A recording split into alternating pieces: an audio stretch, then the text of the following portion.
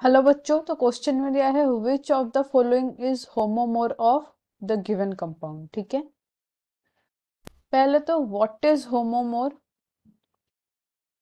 एक कंपाउंड का होमोमोर होने के लिए उसका कॉन्फ़िगरेशन, मतलब दोनों का कॉन्फ़िगरेशन सेम होना बहुत जरूरी है।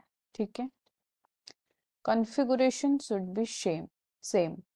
तो जो कंपाउंड जो क्वेश्चन में दिया है उसका अगर रोटेशन हम अगर चेक करें तो दोनों तरफ आर आर ही आएगा। ठीक है, दोनों कायरल्स में दोनों तरफ आर आर ही आएगा।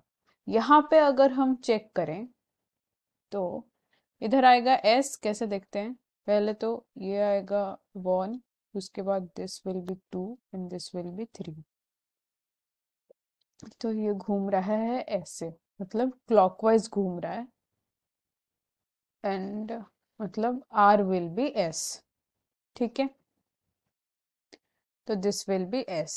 तो हमारा तो दोनों तरफ आर आर ही आना चाहिए। ये वाला एस आ गया तो ये वाला कैंसिल। नाउ कमिंग हियर, यहाँ पे हम दोनों तरफ करके देखेंगे तो दोनों तरफ आर आर आएगा, जिसका मतलब कि ये होमोमोर होगा गिवन कंपाउंड का, वो है बी। नाउ कमिंग टू सी, सी में भी अगर हम देखें तो ये होगा 1, ये होगा 2 और ये होगा 3। तो 1 2 3 ऐसे करके हमारा घूम के आएगा। तो ये है anticlockwise, so S will be becoming R. ठीक है, yes, this will be anticlockwise, so S will be becoming R. यहाँ पे अगर हम देखें, this will be 1, this will be 2 and this will be 3। तो this will be in this way. This way मतलब this will be clockwise. Yes, yes, so this will be clockwise.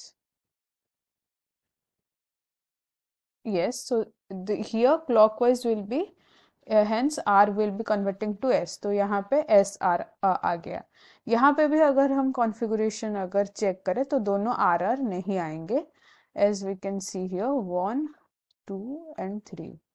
तो 1 2 3 this will be like this, so 1 2 3, this is clockwise r,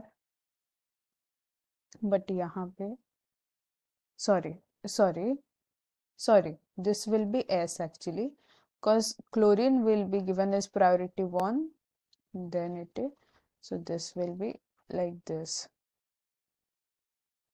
Obviously this way also, that will be 1 2 and 3, so it will be like this, hence it will be anti-clockwise, that is s, right?